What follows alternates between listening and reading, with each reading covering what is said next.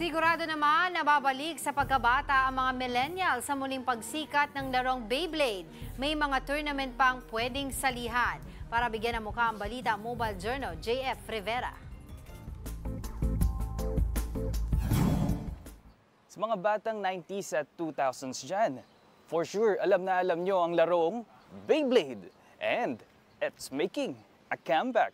Minsan nang nauso ang larong Beyblade na nagsimula lang sa isang anime series, pero ngayon, kaliwat ka ng tournament na ang makikita mo. At kahit mga content creator, abay, game na game rin.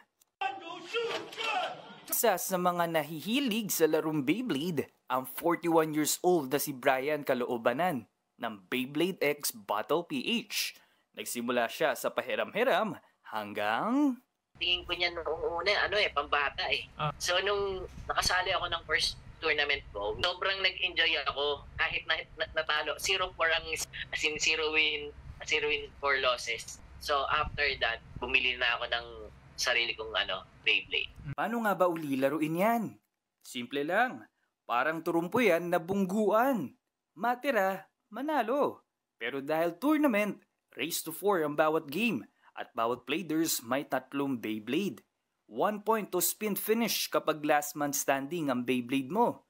2 points o over finish naman kapag napasok mo ang Beyblade ng kalaban sa gilid na packet ng stadium.